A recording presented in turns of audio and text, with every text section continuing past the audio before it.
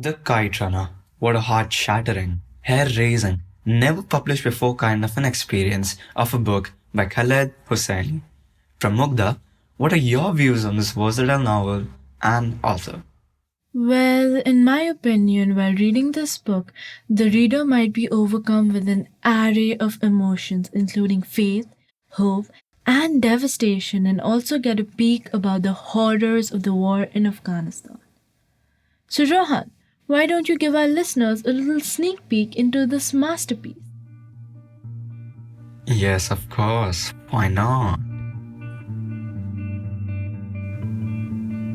Two young boys, Amir and Hassan, live in Kabul, the capital of Afghanistan, and are the closest of friends, as good as brothers, and also experts in the art of kite flying. And this year, they're going to try harder than ever to win the local kite fighting tournament, which is a popular Afghan pastime. And this is Amir's one hope of winning his father's love.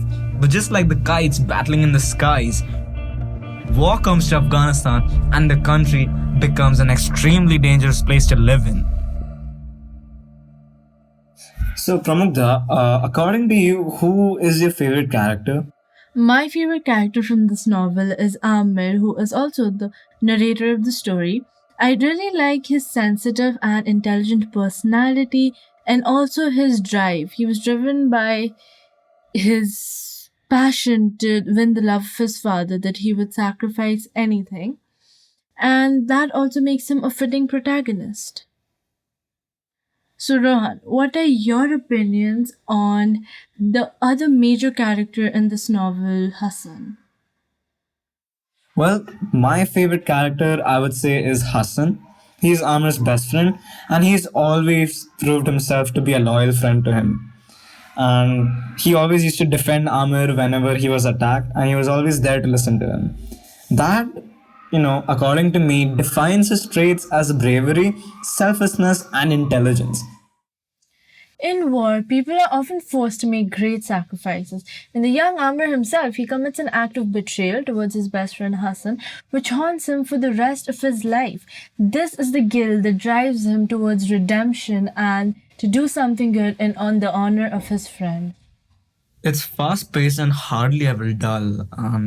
It introduced me to the world of Afghan life. The message behind the very ending could be interpreted differently by different readers, naturally. But I feel that it offers a small sense of hope for both the future of his characters and perhaps for war torn Afghanistan as well. My favorite part of the book is no matter how brutal the book was and how harsh the laws were imposed in the country, its sense of faith and justice prevailed at the end. There was good overcoming evil despite all of the odds that were against them.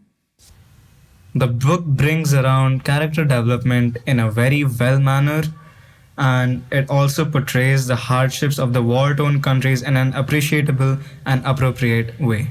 Yes, Rohan, I completely agree with you. The book showcases a wealth of emotions and sacrifices made by the main characters. We would definitely recommend our listeners to read this book, and we would give it a strong 8 and 10 and a PG-13 rating. And that's all for this podcast, fellas. We will see you soon. Until next time.